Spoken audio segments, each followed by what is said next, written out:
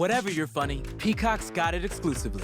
Bears beats The Office on Peacock. Stream every moment from Dunder Mifflin and explore bonus extras and exclusives. Plus, if you're looking for more classic hits, you can stream every episode of Parks and Recreation, 2.5 Men, and every season of SNL.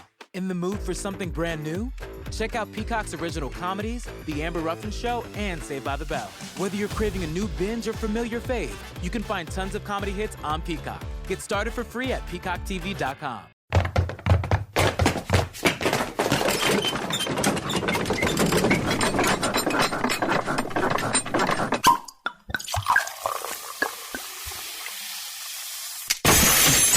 The Rizzuto Show podcast, powered by Dobbs Tire and Auto Centers. Your best choice for quality tires and expert auto service. Dobbs.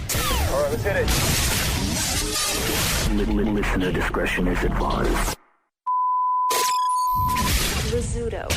Rizzuto.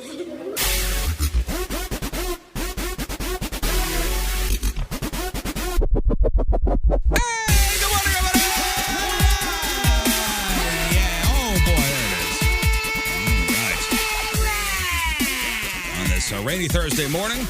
Good morning. What up, dude? All right, let's not start with that. What did I just said? What's up, man? No, you didn't. You could have just said, what's up? I said, what up, dude? You had your hip-hop filter on. I still got it on. Sorry that I'm cool, man. That makes you cool? What makes me cool? What's more cooler? Me saying, what up, dude? Are you going, no, that's enough of that? Oh, boy. I'm just being real. I'm just keeping it real. Oh, okay. Just keeping it real. I'm just trying to be present. You know what makes me cool? Beating King Scott and Connect 4 in 8 moves. Yeah, 8 moves? Yeah. Yes, I almost had a yes, comeback. So yes, Riz, really... that does make you so cool. Yeah, try to do that, you jerk. Mm-hmm. Nice work, by the way. A world record yesterday. I think so. So you're not representing the show in a Connect 4 tournament anytime soon? No, I'm on my way to Tokyo. Nice. Congratulations. Go to the Connect 4 Olympics. Yeah, Moon beat me at about 12 moves, so I can't say too much. Yeah, we were up at Ballpark Village yesterday. What is that? Is that the Bud Light party deck? I believe that's what it is. Is that where we were? Yes. The Bud Light party deck, and they have a giant Connect 4 kind of playing thing there. It's pretty cool. I said, who wants to take on me? I'll take all challengers. And King Scott stepped up. Mm-hmm. Sorry, buddy, you and I. Here we go. 8 moves. He's gone. And then I retired. I retired after that, right? That was it. Yeah, immediate. I said, I'm. Took off your shoes, left them in the middle of the ring. I said, that's it. Yep, they handed you the check and you took off. Yeah. No more Connect 4 for me. I officially retire. And that's it. No, that's a cool place to watch the game. Yeah, you That's can a really see the cool field place. really, way better than I thought you could. Yeah, right field corner, Yeah. right center. That's about it. That's about it that you cannot see. Yeah. Yeah. You know, like if the ball goes there kind of thing. Or you can't also see if somebody hits one to the wall. Because there were a couple balls that were hit yesterday. Yeah. And all you got to do to is left turn around field. and look at the TV right behind you, you know, yeah. so there's even that. If there's a long fly ball hit to left field, you're not sure if it went out or not, or if it was caught to the wall. You have to listen for the crowd. Big thing for me was for all of us, not because I'm Crohn's boy, but there's that bathroom right there, which is going to be that much less of a line.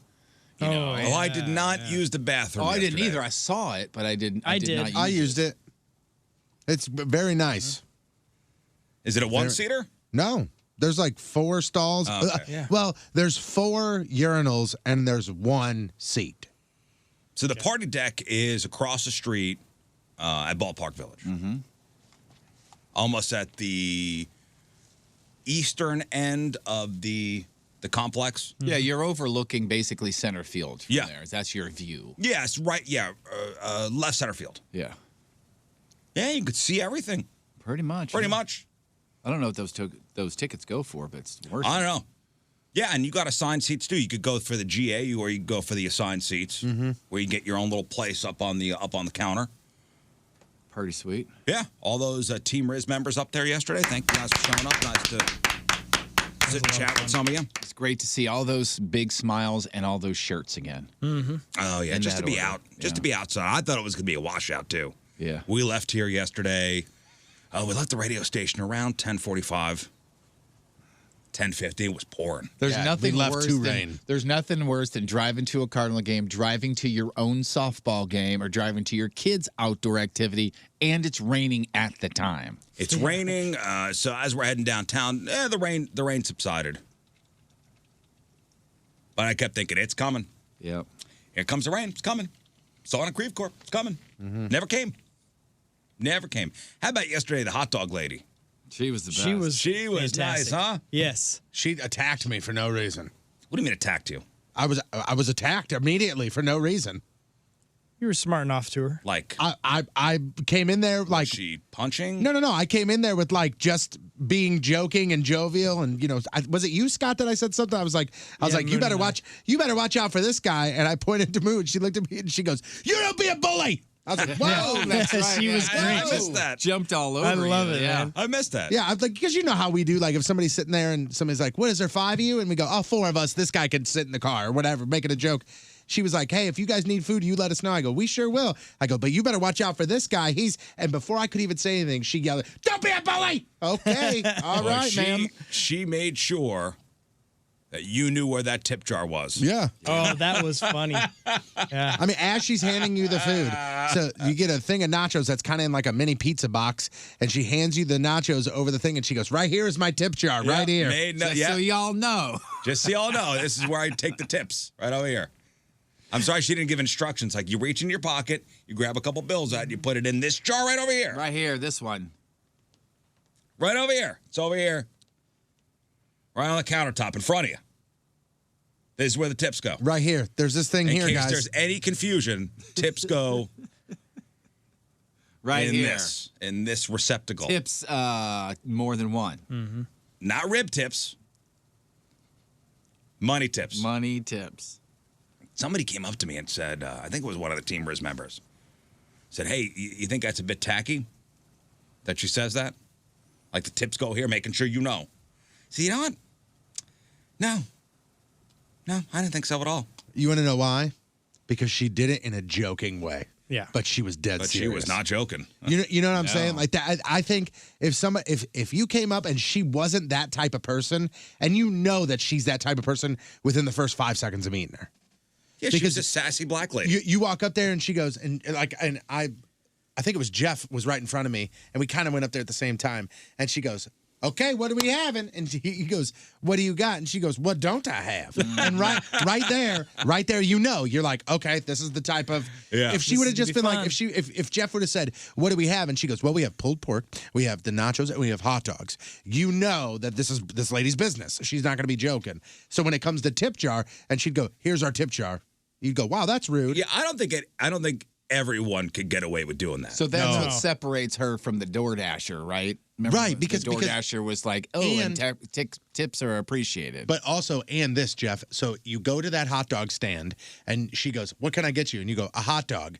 And she says nothing to you, puts the hot dog in the bun, puts it on the little tray, puts a bag of chips there, hands it to you. You go, "Thank you," and you turn to start to walk away, and she goes, "There's a tip jar here. Tips are appreciated." You know what? An older, sassy black lady could get away with that. Yeah. Yeah. Because she had comedic timing as well. Right. But let's say it was a white 20-year-old who said that. That's they become a prick, like that. Right. like right away. Right. But even if they're goofy, Right. And Can't also get if away they're with really that. entertaining and they're putting on a show back there. Yeah. Yeah, you're right. You know what? She's And so nice. and it's also this. She would say something maybe that wouldn't come off as the nicest of things. Like she would say something to me and she'd go, "What do you want?" Like that. But then as I was talking, she's got a little side smile and she's winking at me. Yeah. There's a place up in Chicago called the Wiener Circle. Oh yeah. And I can't get a call back from them. I say, "Hey, have hot dogs, Jeff." Oh. And have you been up there, Scott? No, I've never heard of it. Oh, the Wiener Circle. So you go there. They got Chicago-style dogs, and the women working behind the counter, I mean, will curse you out. Like that's the thing. You go there to be insulted, and people are throwing it back at them. I mean, they are nasty and vicious. This isn't like, you're stupid looking. This is, go F yourself. Is that there's another place in Chicago that does that too, right? There's a place called, I think it's Ed DeBevick's. Yeah. But those are insults, but not as biting as I was up there for my buddy's bachelor party, and we went to the one where they're mean to you. I can't remember if it was that one or the other one, but they were brutal. I walked up, and this is 8 years ago, so I was 400 plus pounds. I remember I walked up, and as soon as I got to the counter, the guy was looking down, and he goes, "Hey, hold on 1 second. We need everybody ready. This fat ass is putting it in order." Was that the Wiener Circle or the other place? I can't remember, man. The Wiener Circle, I believe, are just women. But no, this was a guy that yelled at me. If you asked for a straw, the woman would go, "What are you, blind, mother effer?" Yeah. Right over there. And then I placed my order. I placed my order, which was like a regular hot dog, Chicago style. Like I wanted like the OG experience, So I ordered like whatever the number one was and the top menu item. Mm-hmm. And then he looks at me and he goes, "Is that it?" And I go, "Yeah." And he goes, "That's the biggest surprise of the century." Wow. I was like, "Okay." Yeah, but you go there. You go there for that. Yeah, of course. And I also went in there like ready to fire back. You know what I'm saying? Like I went in there like, give me your best shot. And they got me. I mean, they for sure got me. Yeah, but she was very nice yesterday. Also, the bartenders, working the bars there were nice. So it was nice little event yesterday. If I'm looking at the correct information, it says sold in groups of 2 or 4 tickets only. Ticket packages will vary in price from $20 to $120 per seat based on opposing team, day of the week, and ticket package. So obviously, the higher the ticket package, maybe that'll do the all-inclusive. Right, I was up there once the before. Food that we had yesterday. I was up there once before. My wife and I went to a wedding rehearsal. Was up there. A wedding rehearsal? Yeah, like So the were wedding they- rehearsal kind of luncheon.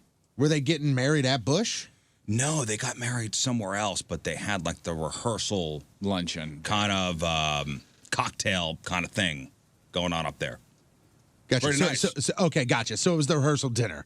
So like when I got married, we had the rehearsal at the church, and then we went to P.O.'s down on Main Street and had like a dinner there. Yeah, it wasn't a sit-down dinner. It was kind of cocktails and stuff like that. Yeah, these people had some fajoles, Yeah. You know what I mean? How many fajoles did they have? 2, 3? Quite a few fajoles. Wow. A lot of fajoles, huh? Lot of fajoles.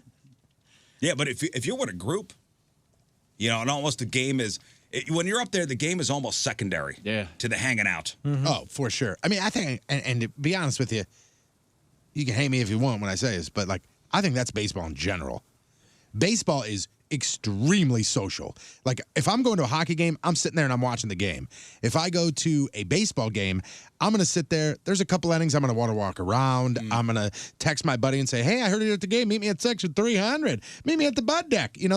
That's a social And there thing. are your diehards that sit there. Of course, and keep score and do all that I will stuff. never forget, my wife got us good seats, and this was quite a long time ago. I've told the story before. We were like 5 or 6 rows off the field, off the first base side, and I hated it because I was worried about getting hit in the face with a baseball. And that first inning, screaming foul ball, and I heard the seams of the ball over my head. Yikes. And I said, "Oh my God, I cannot be comfortable." Yeah. But there were a group of 4 women, like 2 rows in front of us, knitting. Oh my gosh. And they had their little, little social thing going on. 4 of these ladies, older ladies, knitting, taking in a ball game on a June afternoon. That was their thing. The game was almost secondary. Were they making a net? They should have been. Yeah, that might have been. Yeah, knit me a glove or a face mask. That's really fun. It's fun. Yeah. Yeah, but man, you down here, you got to pay attention. Yeah. Yeah. Mm-hmm. Yeah, thanks to all the Team Res members that showed up yesterday. Got to take it. Nice to see you. Take a look at your phones, by the way, guys. The last time look at the last time I texted you guys individually. Individually, not the group. Okay. Individually. Yeah. When I end a statement, did I put a period? Do I normally? No, almost never. Well, yeah. Yes. Yes, you do, Almost. unless you're doing it via Siri. Question mark, and there's a, yep, period.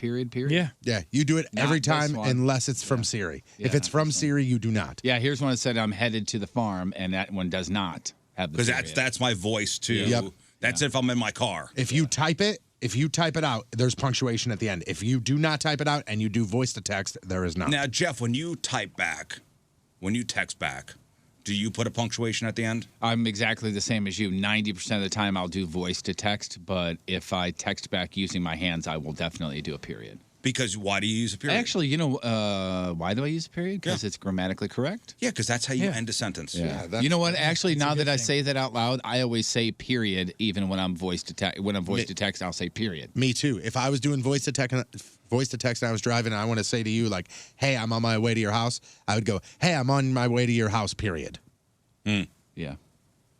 I forget one of you guys told me that doing that, putting a period at the end, means I'm like pissed or means I'm like serious about something. I think it's tone. It just depends on the person. Somebody told me that. Oh, yeah. I think sloppy people who don't do that punctuations on the normal, if they put one in there, then they're upset. But they're sloppy people because they're not trying to be correct. Well, I mean, you grow up, you're being taught in school that you end a sentence with a period. Yeah. Yeah. That's it. And that carried over to, and that's what this, when you learn that a sentence ends with a period, at least when I did, there was no texting. So you go through a large portion of your life ending every sentence with a period. And apparently some people find that offensive when it comes to text speak. It's amazing. Now we have to have two different types of ways that we communicate. When it comes to text speak, we should not put a period at the end. They must think every author is very angry. No, well, that's a whole nother thing. Oh, okay. That's where you do use a period. And I bring this up because, and I thought it was you, Tony, that maybe said to me that when you end with a period, it means that you mean business and you're pissed off. No, that definitely it's been a long... it's a thing we've talked about before. I don't think it was ever directed necessarily at you. I thought it was directed to me. And if you're dating, that's like one of those things where if you do that, then it makes it not seem as cool and your text game is terrible. The New York Times jumped into this whole thing. And they ruled that older people need to stop using periods at the end of every single text message. And here's what they say. This is in the New York Times.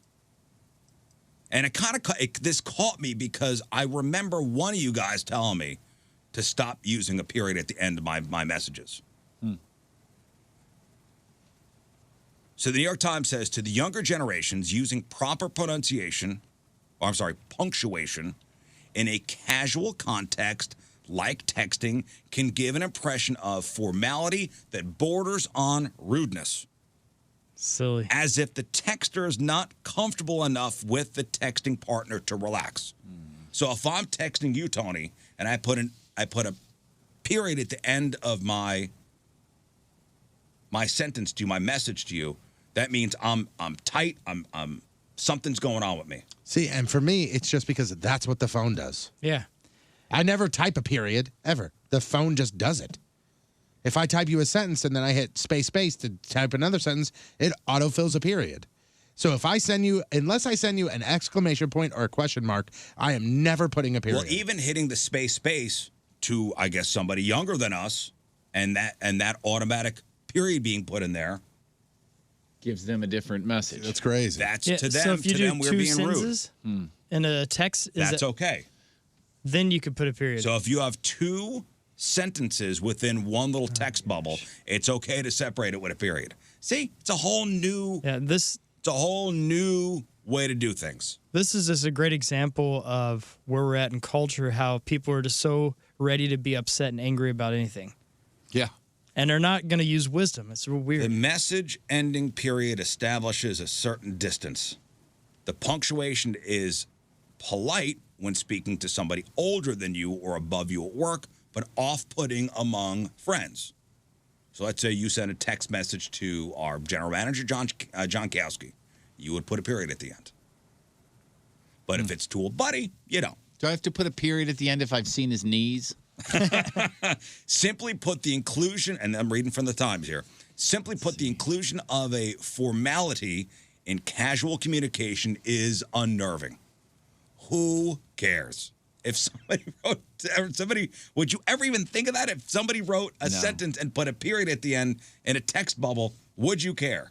I don't even notice these kind of things. I don't notice it at all. That's why when you were like, oh, I thought it was you, I don't even notice these kind of things. No, but I mean, it's just whenever I see that, it's like, okay, they're in a hurry and stuff, but it also just looks very childish, and it makes you look uneducated.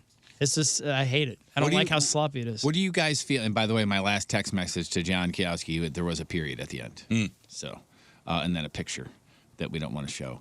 How do you guys feel about if I am texting you guys and there's if I say Bam Margera, let's say, for instance, in the text message, and I don't capitalize the B and the M? Does that bother you guys? I will notice it because I will go back if I'm writing that kind of message and capitalize the B and the M. Because I'm always that guy, be like, it still says Bam Margera. Why does it need to be capitalized in a text message? You're still getting there either way. We've been programmed.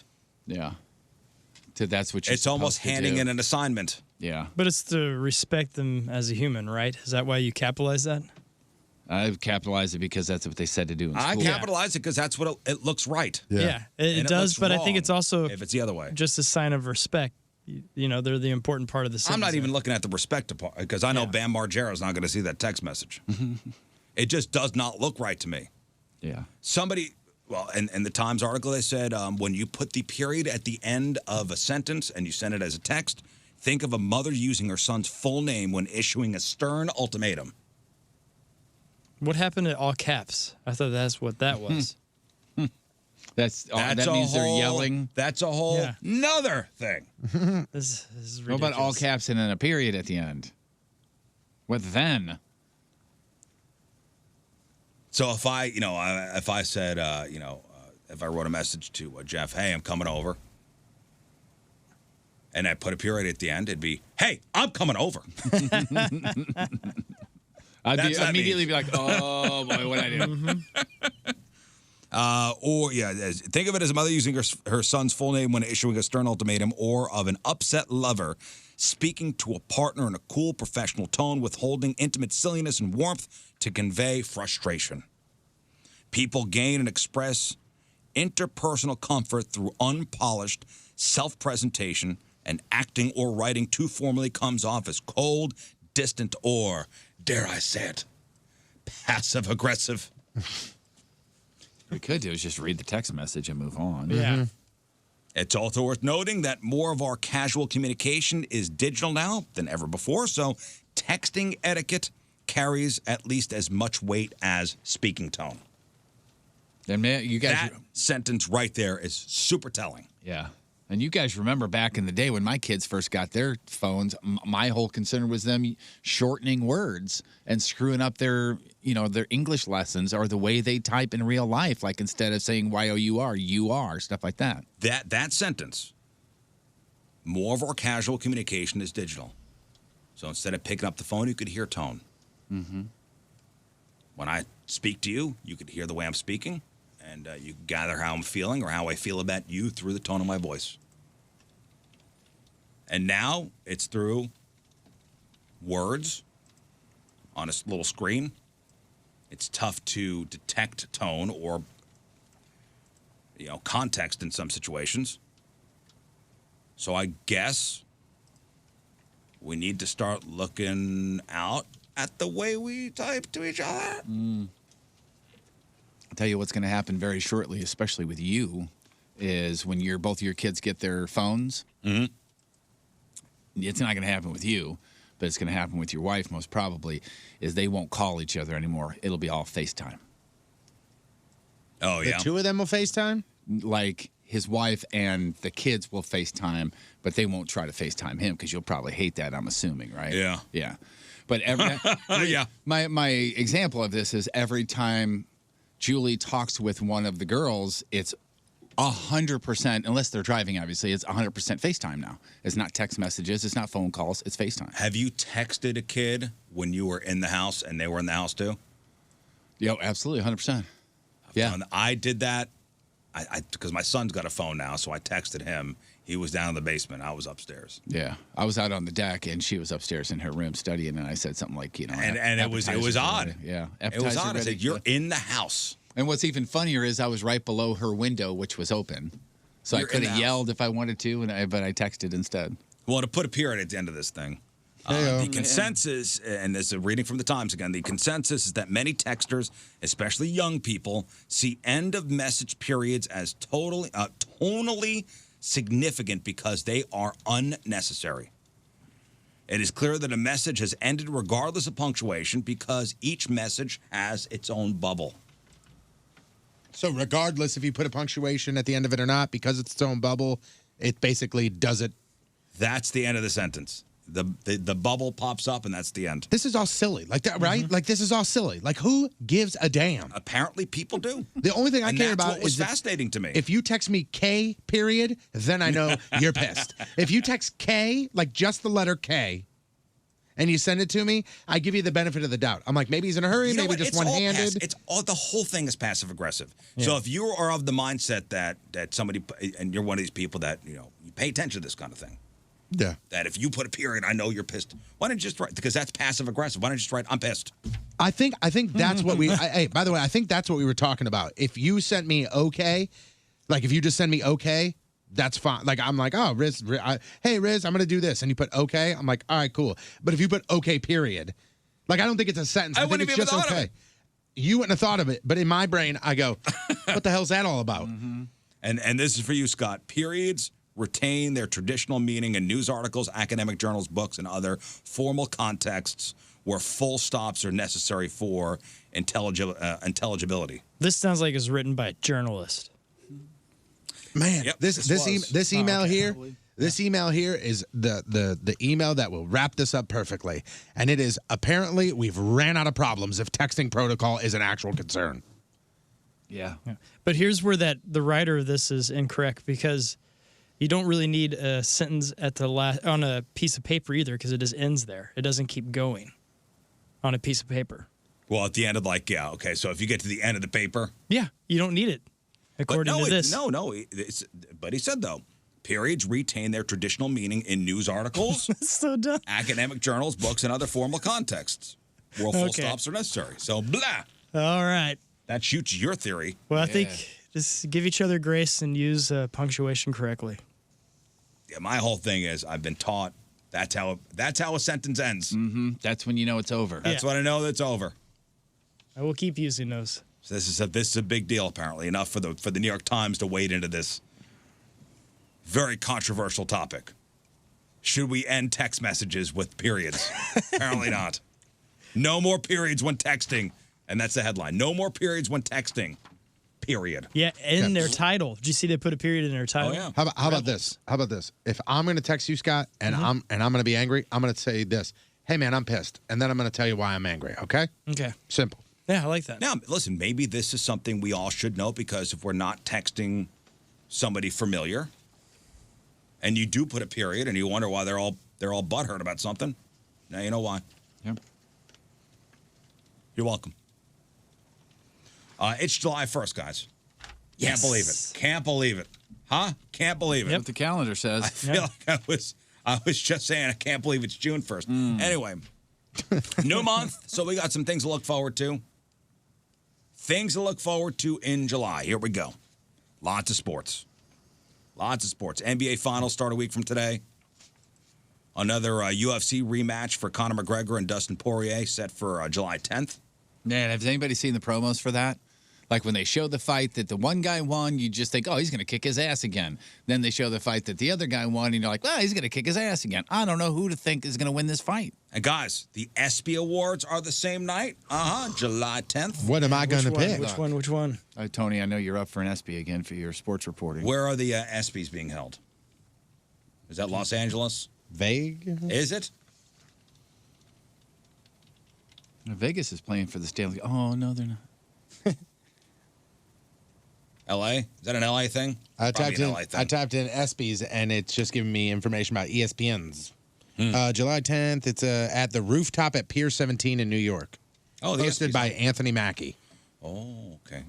No, I asked because the wife and I are going to Vegas on July 9th. It's her and I. You can't make this. No, and you know what? And my in-laws are coming to town. My in-laws are in town. My mother-in-law's in town now. My father-in-law comes in on Wednesday, and they're like, hey, we'll watch the kids and the dogs. Why don't you guys take a couple days? You guys will, we'll watch. Just you guys just get away for a couple days, do what you want to do, and we'll be here taking care of everything. Okay, great. So the wife and I thought, let's go to Chicago. The two of us, we're gonna get in the car, gonna go up to Chicago, stay in a hotel, and do Chicago things. So I'm starting to plan the trip, and I go, okay, we're gonna go to Chicago. What the hell are we gonna do? We're gonna get there, and then what? What are we gonna do? Go to the museum. Yeah, you gotta go to the museum. No, do go some shopping. Why don't you go to a shopping? You see, we go off for another. We'll go out maybe for like 2 nice dinners. Just her and I, and then what? And then you'll go. You know what? Let's go do this. We could do this at home. Let's do this. It's not like we're bar hoppers. Yeah. But at the same time, like when get away for a couple days, don't you just kind of want to shut her down and who cares? Yeah, there's a certain amount of shutting down that's going to be done. Well, but what are we going to do? Sit in the hotel room the whole No, time? you can go to the beach. You can sit on the beach and play in the water. But here's the thing, and I know him, and I know you, Riz. You're not a I'm going to go on vacation and sit here guy. You're a going on vacation and I want there to be things to do. Shows and it's enough like sitting around, and I can do some sitting around. But I think my wife and I are going to look at each other and go, okay, what are we going to do? Shopping? Okay, here's basically what I mean. Here we are, the Navy Pier. Great. I think there are 4 members of this show that can go for a week. We are going to go to a cabin. We are going to bring a radio, enough food that we need, drink that we need, and we are going to shut it down.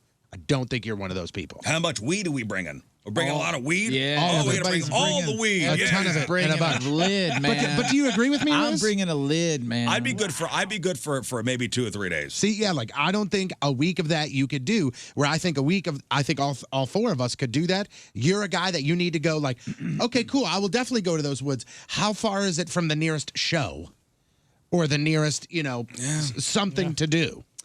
So I said. Chicago. I've never been to Nashville. Okay, maybe Nashville, but that's a lot of bar hopping, and I don't think Nashville's and with for the just the 2 of us, it's not going to be. If we were a group of people, yeah, I think if there was a crew, Nashville's for you. But just you and your wife, I don't think so. Not just the 2 of them, man. Well, it's just like when we went to New Orleans. I had a great time in New Orleans because we went with a group. Yeah. But I think if you went there besides the bar scene and you just went and you saw all the museums and you went to the Hall of Fame and you went to all those kind of things, it's really fun. Yeah. And Jack White's studio, you can go see that. It's pretty cool. That's a good hour out of. Yeah, but no, I mean it's really fun. And there's a restaurant, then, like this amazing restaurant right next to it. It's pretty neat. So I said, let me just look up some ticket prices to go out to Las Vegas. Just 2 of us. Spirit Airlines, $150. $150 round trip. Wow. Done. Then you start looking at some hotels, and there was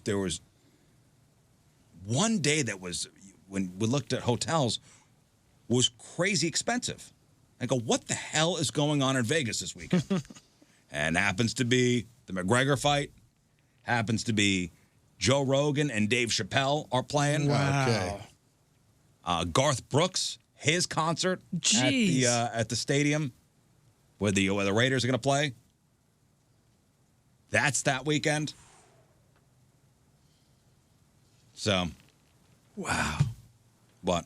Cards Cubs at Wrigley on July 10th. And it's also the Windy City Smokeout Barbecue Fest that weekend. Man, yeah. I'm just gonna say you probably screwed up here. No, well, you know what? I don't think my wife's gonna. If we go to Chicago, I'm not gonna take her to a baseball game. That's not gonna interest her. It wouldn't? Not even Wrigley Field? Not even Wrigley, and you can walk around Wrigley and see all the historical stuff there. And To me, that'd be fun. So, what does she like to do? Like, if you guys are going on a trip, what does she like to do? Gamble. She'll gamble. She'll sit by the pool, have a couple drinks. Kind of sounds like Vegas is calling them. Yeah. Mm-hmm. Yeah. Every time. Listen, last time we were in Vegas, we were there for the shooting. Mm-hmm. So we need a redo on our Las Vegas trip. And that's when, the shooting happened, Tom Petty died, and my mom shattered her arm in 3 places. Oh, I while watching forgot my about kids. that. And we had to leave the next day. Comes in threes, doesn't it? Yeah. All right, so SB Awards, July 10th. Baseball All-Star Game, July 13th. Summer Olympics get started July 23rd. Couple big movies out in July. Black Widow hits theaters and Disney Plus next Friday. Space Jam: A New Legacy with LeBron James lands on July 16th. Disney's Jungle Cruise movie with The Rock, that comes out on July 30th. On TV, Big Brother comes out. Yes. Love Island. Those shows come out next Wednesday. Sorry. The Monsters, Inc. series, Monsters at Work, that'll be on Disney Plus next Wednesday. The new Gossip Girl reboot comes to HBO Max July 8th. And Shark Week starts on July 11th. Yes. That's my yes. Are you really into Shark Week? Yeah, I am. I don't really know what I'm watching, and if I can hear it and listen to it and pay attention to it, it's a great education along with some amazing photography. If you're into it. And then you got the holidays. Big one, 4th of July this Sunday. Tomorrow is World UFO Day. National Bikini Day is the 5th. Fried Chicken Day is the 6th. It's funny how they have Fried Chicken Day after Bikini Day. Yeah, of course. Pina Colada Day is the 10th, followed by Mojito Day on the 11th. National French Fry Day is the 13th. Ice Cream Day the 18th. Junk Food Day 21st. And National Tequila Day is July 24th. Well, there you go. So, July is the National Drink and Eat Month. All things to look forward to. You're going to have ice cream and fried chicken in your bikini. Then you're going to drink pina coladas, have some French fries, tequila, and some ice cream. Watch UFOs. Watch UFOs. Oh, dude. That's why we're seeing so many UFOs. We're drinking all these drinks. Dude, speaking of Spirit Airlines, and me flying out there, out to Vegas on Spirit. Cheap ticket. And that's Spirit Airlines. I don't know if anybody's flown Spirit Airlines, but they, I know people who have. It's a cheap ticket, and it's for a reason. I mean, there really are no amenities on Spirit Airlines. It is a no frills. It's going to get you from here to there. Comfort, I think you got to pay extra money for a reclining seat. Like, you have to pay money for carry-ons. You have to pay money for, to put, to do anything. Oh, you want us to close the airplane door? Uh-huh. Well, I'll need $45. But there's a picture going around of a woman and a man on a Spirit Airlines flight with a full tray of cooked lobster. Oh, I saw this. And it's like a spread. Scott, if you could please post this on our socials. A full tray of cooked lobster. And they are, this couple, they are ready to dig in. I don't even know how you get on the plane with that. My first thought is, how do you get through TSA with that? Can you? What's their carry on? But wouldn't you smell it? What's their policy on shellfish? I don't know. How is this allowed? And maybe there's a moment caught in time where it was right before Spirit Airlines said, "Excuse me, right? You cannot have this here." But they had to. I mean, you can't put this in a bag. I mean, you had to carry these two trays of cooked lobster. Yeah, and it's like open. Like you think about it, and it's not like white styrofoam to-go box. It is like a tin. a tray that somebody would bring that to you. There's it looks at like least a 5 small, or 6. It's a small section of a buffet at a wedding, is what it is. Yeah, that's what the picture that the tin trays and everything. Yeah, I mean, there's like at least 5 or 6 lobsters in there, like fully cooked lobsters that they look like they're going to tear into. Now, if you're sitting on that plane, that tube, that's going to stink. Bad. Oh, my God. Badly. What if you have a shellfish allergy? I mean, do you have to be in direct contact with the shellfish? Yeah, I don't know how that works. Or, now you're cracking legs and you got claws open, you got lobster juice flying all over the place. Yeah, that's got a lot of trash to it. That's a lot of trash. They do have wet wipes, though. Oh, that's nice.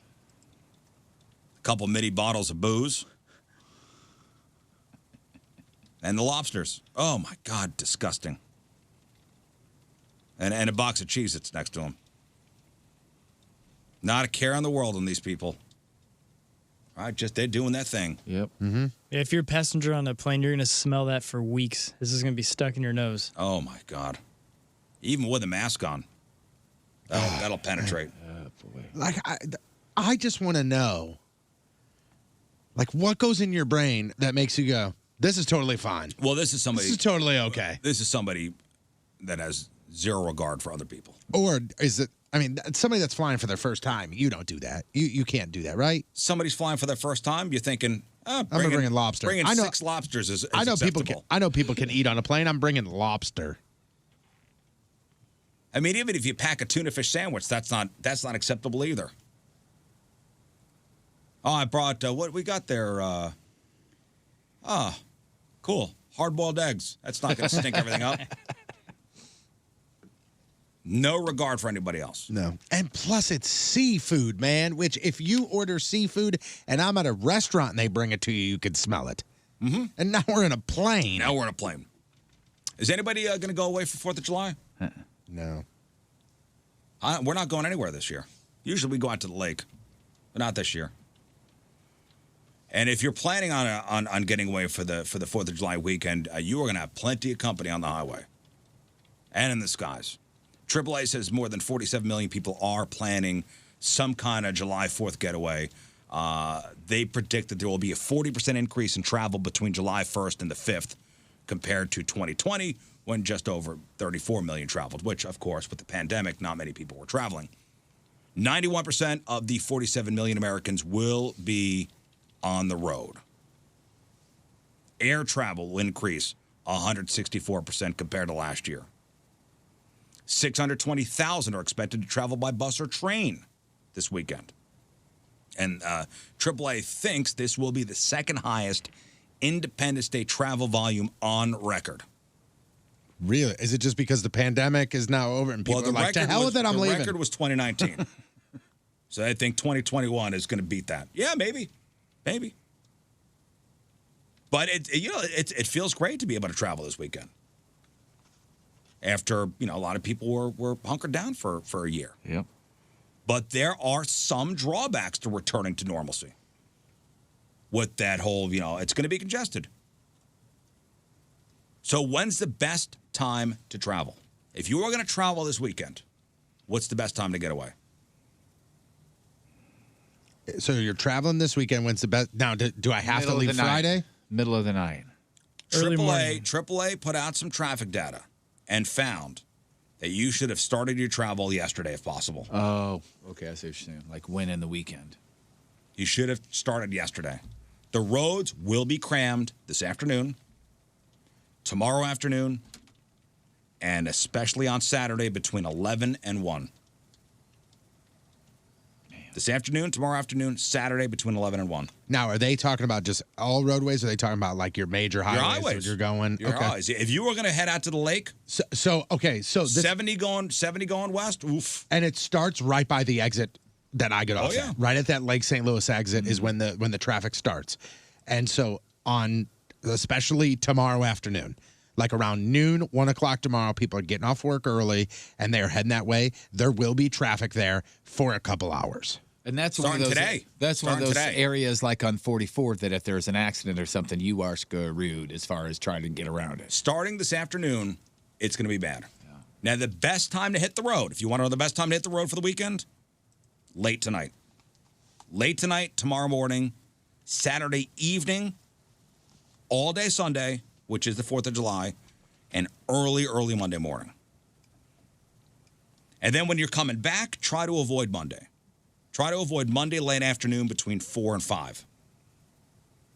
As everybody's trying to get back before, they got to start getting ready for work on Tuesday, heading back to work. So if you're going to travel this weekend, try to hit tonight. Try to hit it tonight. Tonight or early tomorrow morning. Those would be the best times to travel.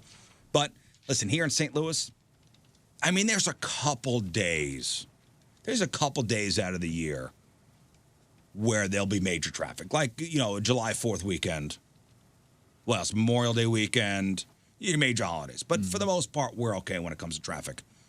L.A. normally wins the title of city with worst traffic. But it was a weird year, and L.A. did not have the worst traffic of 2020. New York did. The average driver in New York wasted 56 hours in traffic. 56 hours of your time was spent in the car In a year? bumper to bumper. In a year? 56 hours. Wow. I mean, that's insane. Just imagine if I said to you, "Hey man, I'm stealing 3 days from you." Yeah. Hey man, I'm taking 3 days. Your year this year is going to be 362 days. You'd go, "Wait a minute."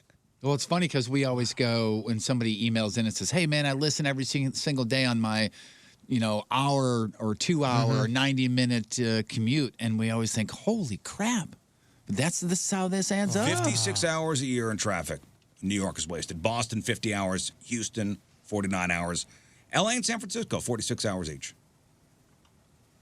Here in St. Louis, commuters wasted 33 hours sitting in traffic last year, which even still, that's nutso. That's, that's over a day. Over a day. If I were to say to you, let's get all the sitting in traffic stuff out of the way at the beginning. Yeah.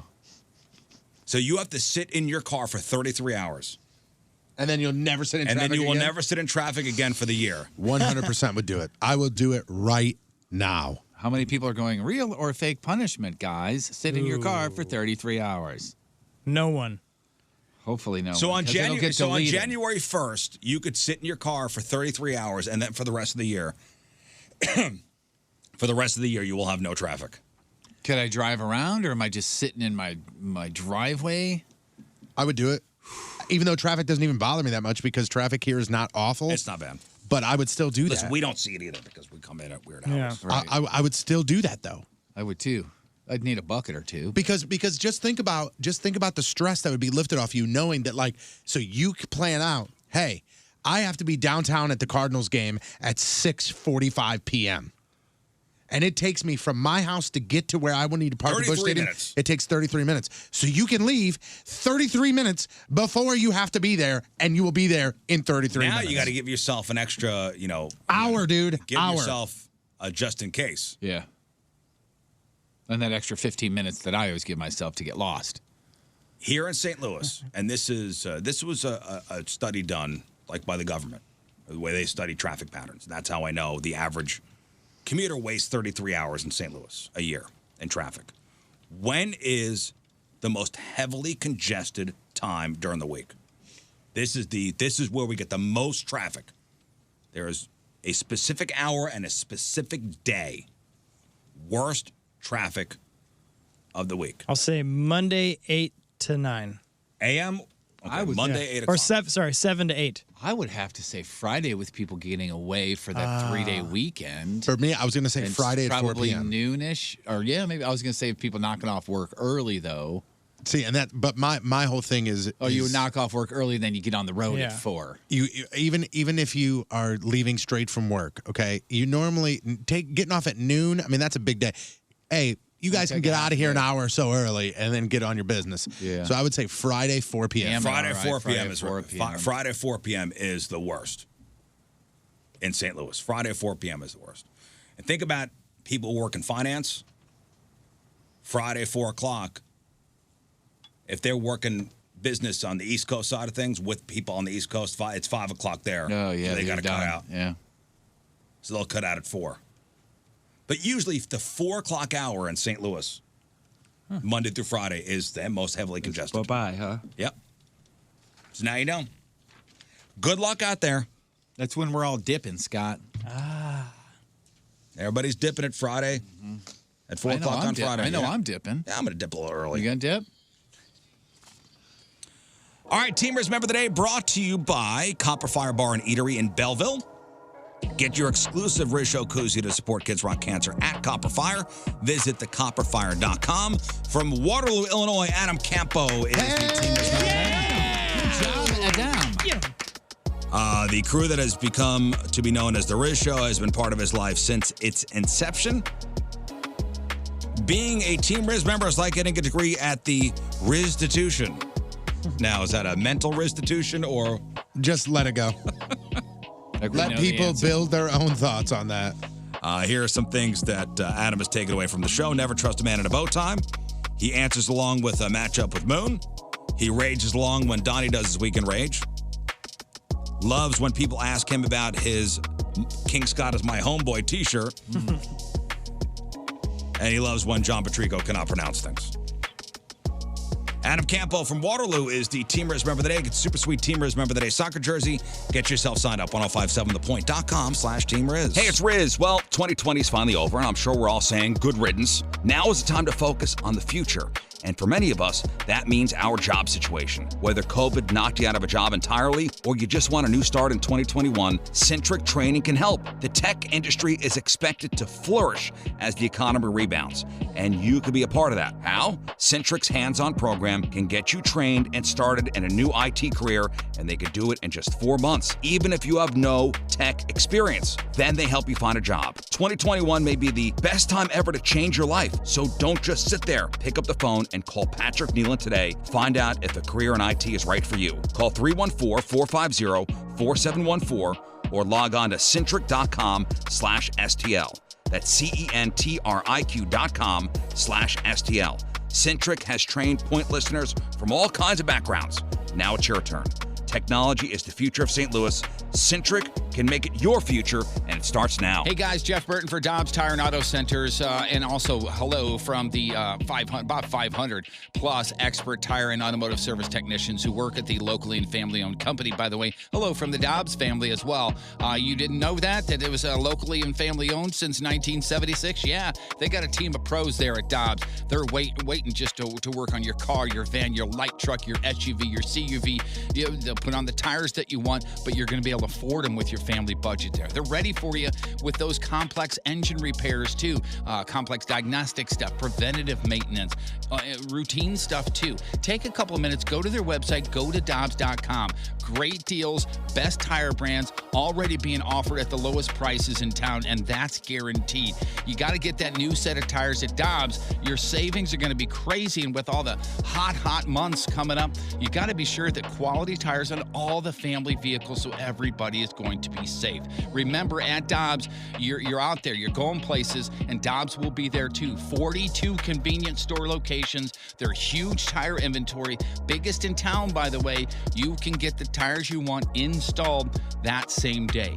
Click on go-to-dobbs.com to find your super summer tire deals today. It's go-to-dobbs.com. Hey everybody, Jeff Burton for the St. Louis Sinus Center. Spring finally here, which means opening up those windows, spending more time outside, right?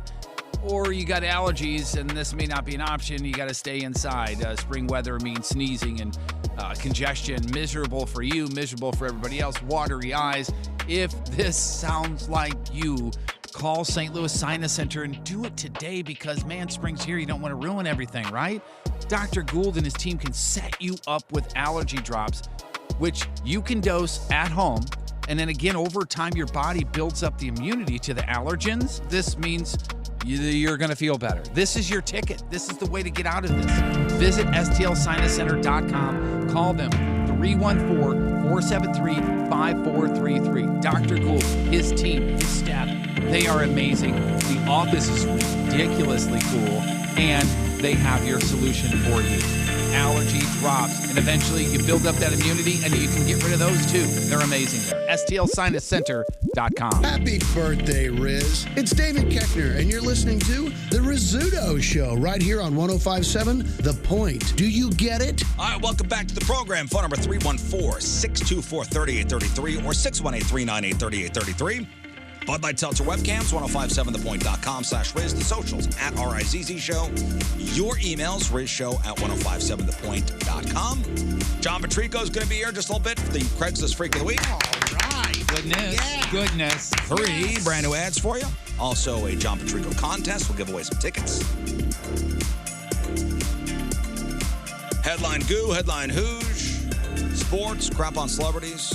News coming up in just a moment. Moon's not here today. He is on assignment. I like saying that. Mm-hmm. Moon is on assignment. All right, let's just say what it really is.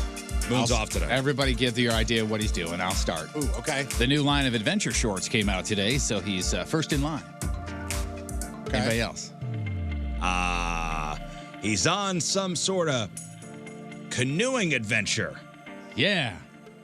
He's at national park in Montana collecting bags of rocks. Or he's locked in a trunk. That could be. Also, he's in the garage. Okay. Here, Jeff, give me your keys. We'll let him in. And he's got his adventure shorts on. Yeah, He can do whatever he wants. Locked in the garage. Let's do some news. Oh, yeah. We gonna do some news. And your news being sponsored by West County Auto Body, the best auto body repair facility in the country. Thank you, Jeff. Yep. Heads up, Wentzville. There is a bear roaming around. Great. So we had the Chesterfield Wildwood bear earlier this week. Now we got the Wentzville bear. Somebody tagged me in this yesterday and said, Patrico, why were you walking around Wentzville naked? That's pretty funny. Mm-hmm. So somebody got this bear on their security camera yesterday morning around 1:30. This bear's in their driveway, knocked over a trash can. The bear grabs a bag of tortilla chips and walks away. Wentzville police say they've had 2 reported bear sightings so far this year. The conservationists, they say they think there are about 800 bears in the state. And the population has grown at about 9% per year. This is the time of year that mama bears, they push their cubs out on their own. And usually the cub's like 1.5 years old. So they push them out of the cave. You're on your own. Go live life. Go live life, my friend. So these cubs are out there trying to figure out what to get for food, where to get food. Usually they'll try to find berries, but berries are scarce. So they'll go for human food. If they see human food out, they'll grab that.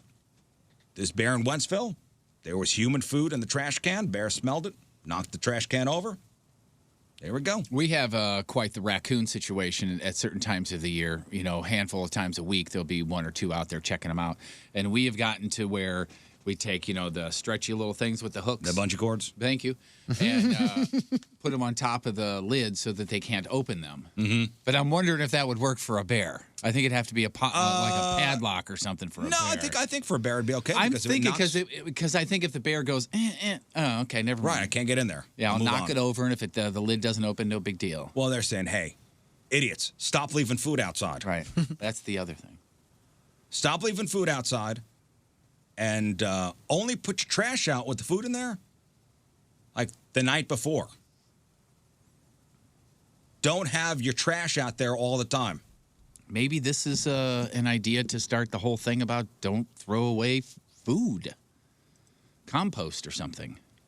The bears but then it goes outside still. The bears are going to come get that. Yeah, but at least that's not sitting in front of your house where the humans are walking around. Not everybody has woods to toss food behind. No, but if you have a yard, you can do that out at the edge of your yard. I'll be honest with you. I'm a little more wary sending the dogs outside by themselves. Same here. I'll always go out on the deck, and again, I have the woods and I have the deck, but I can look out on the deck and just kind of look around the perimeter and go, okay, I don't see any bear or any coyotes. All right, go ahead. Both the kids were out with the dogs yesterday, out in the yard, just running around, throwing the ball around. I guess they've been out there for a while. My wife's mother says, I haven't seen the kids in a while. They're okay outside? I go, probably a bear got them. Yeah. Oh, no, don't say that. Oh, no. She doesn't speak that way. I was going to say, hold on a second. That was like a Spanish thing going on. Yeah, I can't do it in Russian. 4th of July is Sunday this year. So a lot of people are getting Monday off of work. 4-day weekend. I'm sorry, 4-day work week. 3-day weekend, 4-day work week. So here's a question. Should we just do it all the time? 4-day work week? Just do it all the time. Yes. I've been a advocate for this for a long time. Yes, you have. And you are free to take any day of the week. Come on, man. Don't do that. I think you agree with it. Like I think you would be down with it too. That would change it would change everything. If it was a 4-day work week, it would change everything. Maybe, but for the bad? I don't know. What is it going to change for the bad? Things would shift for ratings. But if that was everything, like the new weekend is legit Friday, Saturday, Sunday. Oh, man, your last day in the office is Thursday. Everybody, so not 13, just everybody. 13,000 Americans were asked if we should ditch the 5-day work week and do 4 days a week with a with 10-hour days instead. So you're still working the same amount of hours. Yeah. But instead of an 8-hour day, it's a 10-hour day. Man, the 3-day weekend would go away. And how tough would it be to have a 4-day weekend? We'd be complaining.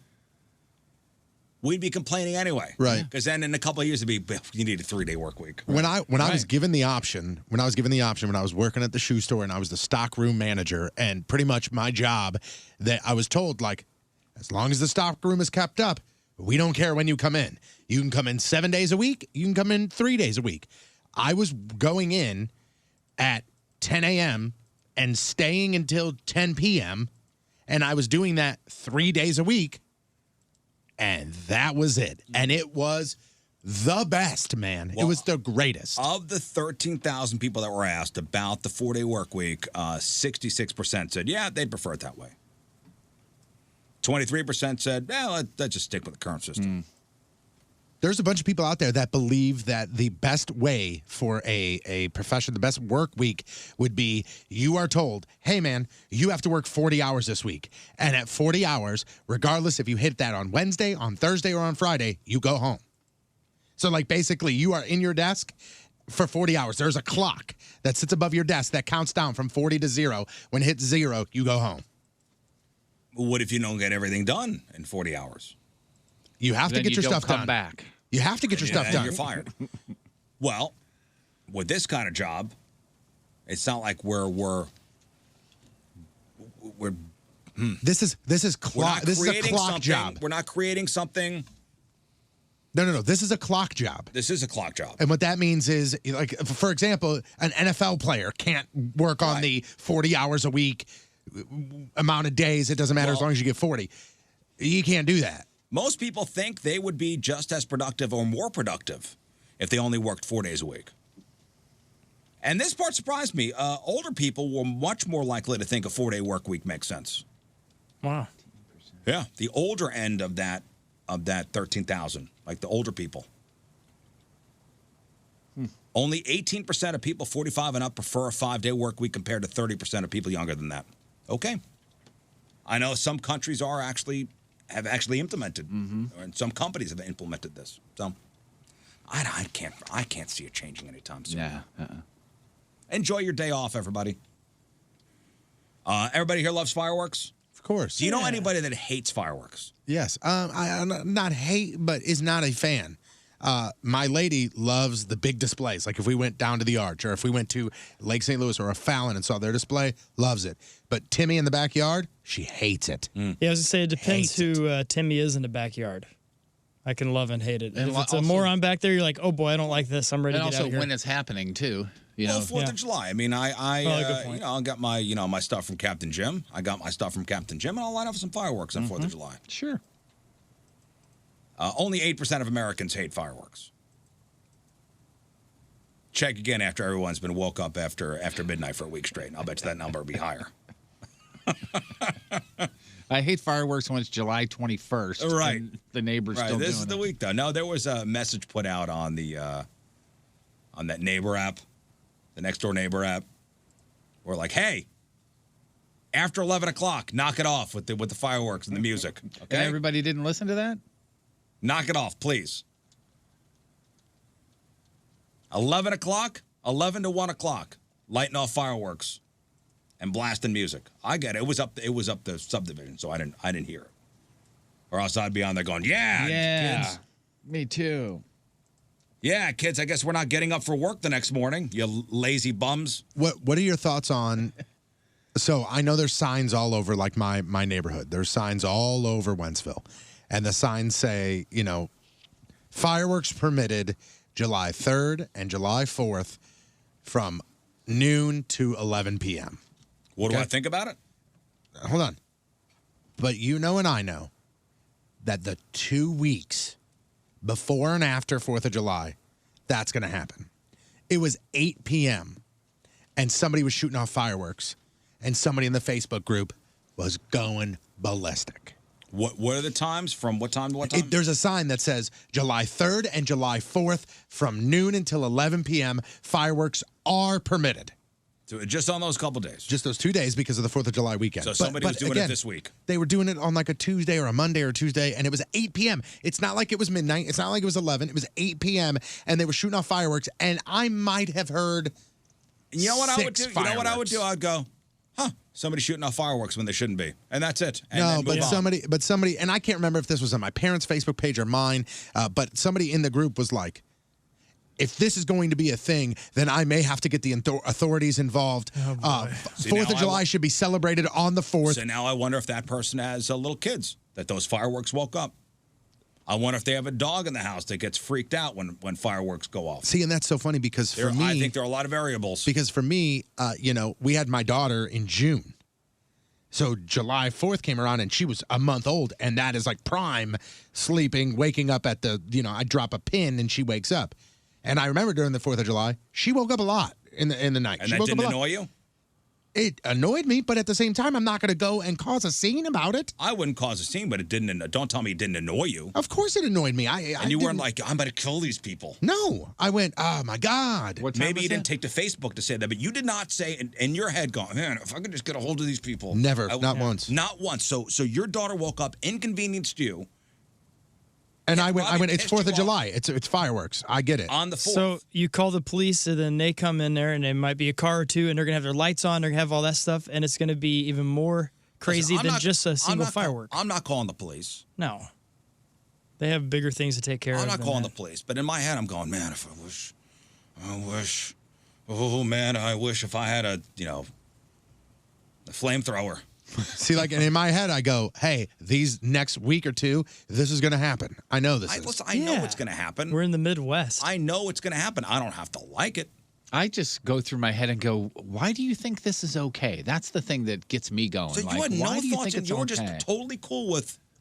I mean, you have to get up at 2:30 in the morning. It's a Wednesday at 11 o'clock, and people are shooting off fireworks. Your kid wakes up, and you're like, oh, it's fun. Not once did I say that I acted like that. I went like this. Man, this sucks. I can't believe she's up. God. But I went, it's fireworks. It's the 4th of July. I mean, what am I going to do? Yeah. And maybe I'm not wired that way.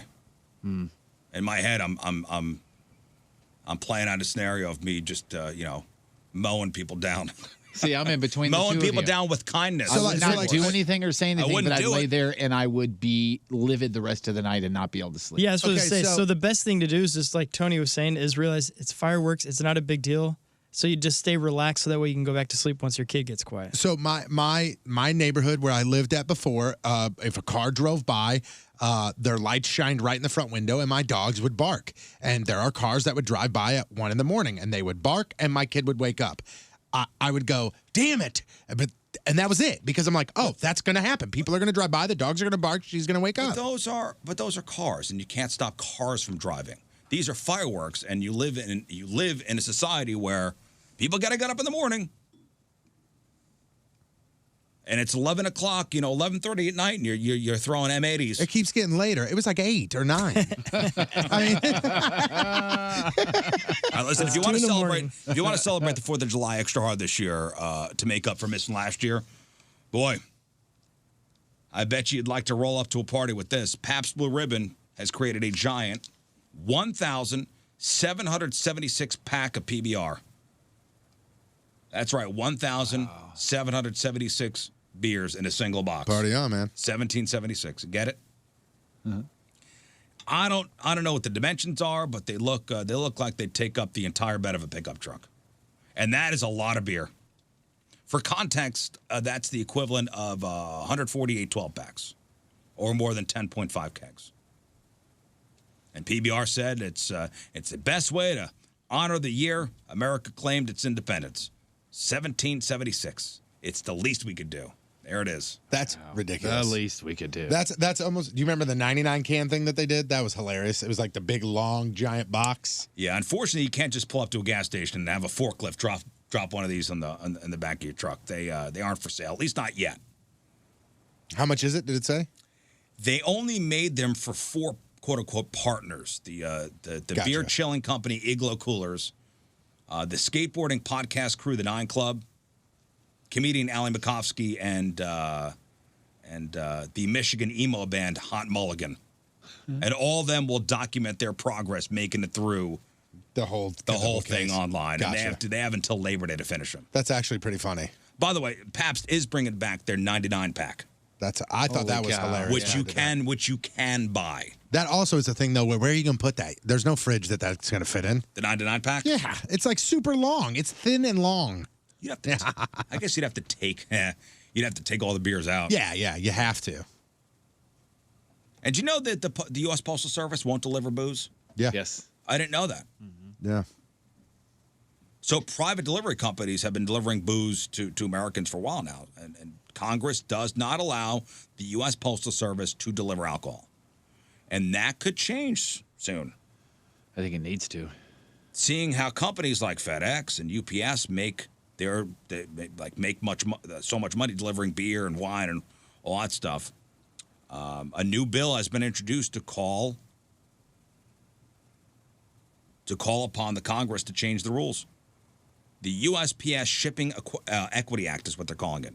The act would let the U.S. Postal Service mail wine, beer, and other spirits directly from licensed producers to legal drinking age customers in states that allow direct-to-consumer alcohol shipping.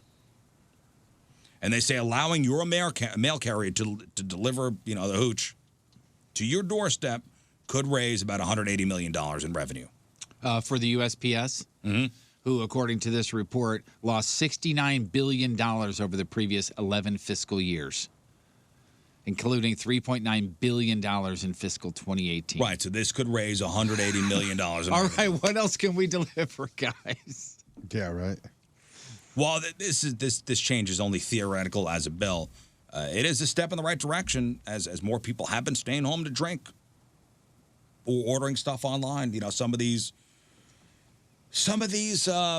whiskey clubs, these Scotch clubs, or the wine of the month. What's the UPS? Does UPS allow you to do it? Oh, yeah, UPS, you could do it. FedEx, you could do it. If it's a private delivery service, they can deliver it, right? Yeah, okay. Because I remember I had, when I was drinking IPAs and trying a bunch throughout the country, there was one that I had shipped to me. And I'll never forget, it was like the biggest ordeal. Like UPS emailed me, called me, told me what time they were going to be there. I had to be there. They had to scan my license. I had to sign something. I had to sign another thing. And it was like wild. I think that things have since changed because I know people that are members of Booze at a Month Club, and it just gets left on their front porch now. But I mean, this was, I was like 23, 24. I had to sign 15 things for them to. So I wonder now if you, you probably got to upload your license. You have to make some kind of arrangement with whatever delivery service. And finally, in your news, get out the worst ways to die list, if you would. Okay. Please. Oh, no. Yep. See if falling into a giant vat of chicken soup. We do have vat of oil. I think it's different. Yeah, that'd be a vat of broth. This is dies after falling into giant vat of chicken soup. No soup. Soup is not on our worst ways to die list. So this happened. We need to add it. A chef working in Iraq has died after slipping and falling into a massive vat of boiling hot chicken soup. Remember, they turned off adding. We need to make our own. Okay. I thought we were working on that. Making our own, ranker list. We need to do that. Scott, you have until Labor Day to get it done. Okay. Sounds good. So this 25-year-old guy, poor guy, I guess serving soup at weddings in Iraq is a thing. So it was a big wedding, massive vat of boiling hot chicken soup. This was at one of Iraq's biggest wedding venues. He slipped and fell into the soup. Wow. Do you still serve the soup? I mean, it's clean now. Now, he didn't die drowning in the soup. I think that does make a difference. So how do you die then? It burns. So after, a couple days after, whatever. It was oof. No, because then he was burned over 70% of his body. There's definitely skin in that soup. I'm out. You throw it out. It tastes a little chefy. I guess. Which, by the way, Drown in a Vat of Oil, the one that we added to the official major list, is at number 43 currently. Wow, all right. It's working its way up. It's surrounded by number 42, which is Pinned Alive, and number 44, which is Gangrene. No. He actually died 5 days after falling into the soup. 70% of his body was burned because of it. And this poor guy, earning $17 a day. That's it? That's what he was getting. Mourners, as well as the public, are now demanding better safety precautions in kitchens throughout the country. You ever been in a burn unit? Whoo! That is not a pleasant last couple of days for that guy's life. No, I can't imagine. Man, it sucks in there. You know, it is pleasant. It's pleasant when John Patrico shows up. Good morning, John. Good morning, gentlemen. How's everybody today? Look at how are you? I'm doing just fine. Nice to see you. Nice to see you too. Even you, son. Nice to see you. So nice. Nice to see you, Dad. I saw him yesterday, though, so no big deal. Okay. Should always be a big deal when you see your son. Yeah, it You really think so? should. Oh, absolutely. Really? Yeah. I don't know about that. All right, John Patrico's here. We're going to take a break. We'll come back. We got some of your emails. The Rizzuto Show, traffic and weather. That didn't take long, did Just it? let the record show that I have yet to say anything. Guess whose birthday it is? Happy birthday, Riz. It's Adam Farrar, and you're listening to The Rizzuto Show on 105.7 The Point. Blow those friggin' candles out, will you? Listen, even though it's raining outside, we got a ray of sunshine in the studio. John Patrico's here. Absolutely. Making our way through Thursday morning. Watch it. I figured it brightened up everything when I walked through the door. Yeah, it did. I thought somebody turned the light on. Cool, man. I put my sunglasses on. That's right. I tried. You see the picture of the couple that brought the full tray of lobsters? I was going through Moon's papers and I saw a photo of that. How do you do that? The full tray of lobsters onto an airplane. I don't understand. I mean, how can it possibly even happen? I don't get it. They're ready to get going, that couple. Hey, it's a long flight. We got a lot of lobsters to get through. Let's go. Yeah, and that poor guy sitting right behind or in front of them. Oh, my God. I can't even imagine the smell. I mean, that's what I said. I don't see how they weren't told. No, how do this you will get not happen. through security with Well, that? that's what I said. I don't see how. You can't hide them. Well, I guess you can bring foodstuffs through. Well, I mean, I've seen people come in with McDonald's bags. You know, You usually get those when you're at the gate or in before the you restaurant board. area. I'm sure you can't get lobster at restaurant areas. I really don't. They serve that at Chili's? A tray. I mean, I don't think they're bringing in seafood from outside of the airport. Where Well, are where you did going to you get get it? it? Bubba Gumps? Do they serve whole lobsters? Look at the Bubba Gump. Like that's a full tray of lobsters. Like a metal tin That's why I of said lobsters. I don't think they're that high class at the airport restaurants. Tony's checking out the Bubba Gumps. I mean, you can get peel and eat shrimp in a steel bucket with a take-home bucket. Well, that's fine, but that's not lobster. That's not lobsters.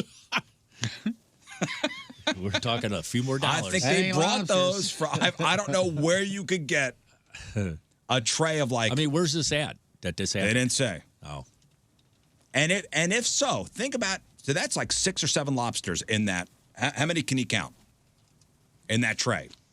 All right, let's say at least 5. Yeah. Lobster ain't cheap if you're getting it at a restaurant. 1 lobster. Mm-hmm. You think the Hudson bookstores are selling those now? Disgusting. Yeah, and there's more than one tray.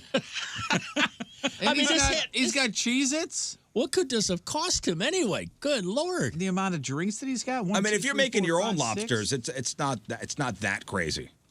I know if you're making your, but you made it at home and you brought it through the airport. Well, I'm going to enjoy And they're these gonna lobsters say, on my flight. Pass this through. Let me walk through the. These two think they're flying private. Yeah, that's what you see on a private plane. As you see on a, yeah, exactly. They think they're flying private. If they each brought a backpack, you could, if this was closed well enough, you could slide it into a backpack. Yeah, but you got to put the backpack through. You got to put your backpack through. Oh, well, I'm talking about carry-on. Through the scanner, okay? Well, So the Scanner's going to pick up something metal in your bag, and they're going to go, can you open up your bag? Full of liquid. Plus, they're going to smell it. They're gonna, what? Yeah. Excuse me, what is that smell? I'll tell you what, with this 4th of July coming up, it's going to be interesting to see what my new dog does with the fireworks. Oh, yeah. I can pretty much probably tell you. Well, I remember the first time Cat the dog, we were at the lake, and there were fireworks, and the first time Cat heard fireworks, she was in my arms and squirmed out of my arms, ran into the house and under the bed, and hid under the bed till they were done. Yeah. And some dogs, it doesn't bother at all. But Yeah. This new dog, I'm curious. Yeah, I would just make sure to keep her inside whenever they're going off for the first time. Yeah. Because my dog, she doesn't even pay attention to him now. Was this? I'm sorry to go backwards, but is this lobster? Is that what you're talking about? Yeah. Lobster. If you type in people with lobsters on planes, it says, but as far as TSA is concerned, lobsters are allowed on both carry-on and checked baggage. They must be transported in clear plastic spill-proof containers. That's not clear plastic. Those are metal tins. And we've talked, Steve on Twitter says, we've talked about, you can bring Thanksgiving food onto planes. Yeah. A TSA officer will visually inspect your lobster. Maybe this is for like bringing lobster that are live or something, Yeah, not as a that you're passenger. necessarily going to eat. They get a seat themselves. Yeah. So with dogs, we'll see how my dog does. You can do through the vet something to keep them Calm down. Yeah. Yeah. But we don't know. Hey, listen, she could be fine. Yeah. Not really much bothers her, especially loud noises in the house. Yeah.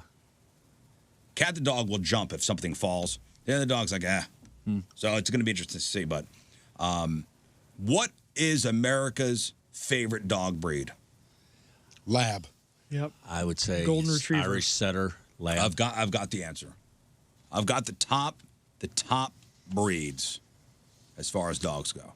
Yeah, I would say lab or golden retriever. Golden 1 and 2. Retriever. St. Louis would probably just be Pit. No, probably what's that little Shih Tzu or Shih whatever? Tzu? Yeah, the Shih Tzu. Shih Tzu, yeah. Little dogs. Yeah, the Shih Tzu. I had a 4-door Shih Tzu when I was in high school. So this poll looked at the most popular dog breeds in America. So what they did was they matched like these dogs one-on-one. So like you'd put like a lab up against a golden retriever, pick your favorite breed. So they did 193 different breeds matched up against each other. So they figured out what dog had the highest winning percentage when matched up with another dog, and labs won 83% of their matchups. Labs, golden retrievers, Alaskan Malamutes Really? were number 3. Have you ever heard of the Entelbucker? I have not. What the who's-a? The Entelbucker Mountain Dog. That was 4th. Shetland Sheepdogs. You got your Border Collies, and then your Mini American Shepherds. The bottom, the worst dog, was the Chinese Crested Dog. Oh, it's not like something you eat. Those are the dogs that tend to dominate the world's ugliest dog contest. Oh, yeah. I can picture it now. So when you have the world's ugliest dog contest, the Chinese Crested Dog wins about half of the time. And those things are ugly. Ugly. So congratulations to the lab once again, crushing it. One of the sales guys around here said that he's getting a new dog and he wasn't sure exactly what it was. And then later on in the day, he emailed me and a couple other dog people in the building. And he said, here it is, getting brand new Bichon. Let me see. I'm looking at the top 30 dogs. Oh, boy. Bichon did not, but they were number 1 in peeing on the carpet. Yeah. Best nickname of all of them, bladder with feet. That's what they are. What do you have, King Scott? You have the what? Australian Shepherd. Yeah, they were 9th. Yeah. Australian Shepherd was 9th.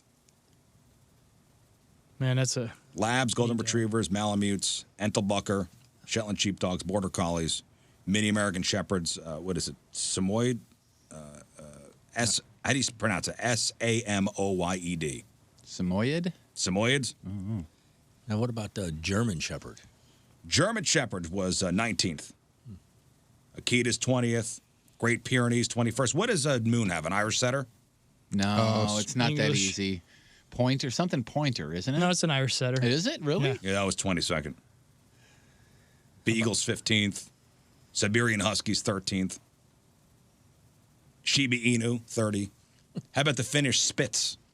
Mm-hmm. That's Jeff's favorite dog. That's my favorite band. What? That was 29. Let's get to some of your emails. Ratio 1057thepoint.com. And these emails brought to you by JSK Law Firm. Injured on the job, don't go it alone. JSKLawFirm.com. How exactly do I become an official Riz member? To be qualified to be a member of the day is what this person Team needs. Riz member, yes. Yeah, been a weirdo for a long, long time. Listen to the podcast every night when I get home with the wife, who I've turned into a fan. Anyway, how do I do it? Easy. 1057thepoint.com/Team Riz. All the info's on there. Fill out your paperwork. Send it in. We randomly pick. Yep. And you could maybe get a hint from this next emailer who says they became a Team Riz member and they want to know who Team Riz member number 1 was. Chuck Krause. That's what I always hear. Yep. Chuck Krause is Team Riz member number 1. Yep. We love Chuck. Chuck, the police officer. Mm-hmm. Chuck, the game show cop. Chuck. He's been on like 3 different game shows. Yep, that's right. He is Team Riz member number 1, Chuck Krause. Never forget. You've got his name tattooed on you, right, Chuck? I do. Yeah, I would show you, but I have. I have tall socks on. It's in an intimate spot. He asked me yesterday at the baseball game, "Hey, can you show everybody this one person your nipple tattoo?" And I'm like, I would have to drop my pants to my knees. Well, you had shorts I on, did. so I figured you could just lift it up. But yeah, no, it's a little too high. Yeah, It's up at the, I tried to do the same thing. I tried to bottom. lift up my shorts, but it didn't go up high enough. Well, she got a tattoo of what, a couple like sunflowers? Mm-hmm. Yeah, and they're the middle, sunflowers or lazy the middle Susans or something. looked like Black-eyed Susans. our nipples. Yeah, And and her tattoo artist our was the tattoo one nipples. that did our nipples, who tattooed our nipples. That's and I was funny. like, See, John, comes full circle here. Full circles, 2 circles. It's really bad. Circle, Why circle, would dot, you dot. do that to your body? Because Come on. Why? Because the audience demands it, John. You know? We sacrifice our when bodies. you're 80, 75 years old and you go, look at what I Look at these did. nips. I would say, yeah, this was my life up to this point. Yeah. Is that what it is? Tattoos and scars are the story of your life. John. you have worked your ass off for a very long time dealing with bricks, and it has destroyed your body. Yeah. Your hands are redone. Your shoulder is redone. Both Yeah. hips, both knees, multiple Yeah, times. Right. Yeah. What's your point? For us, it's tattoos.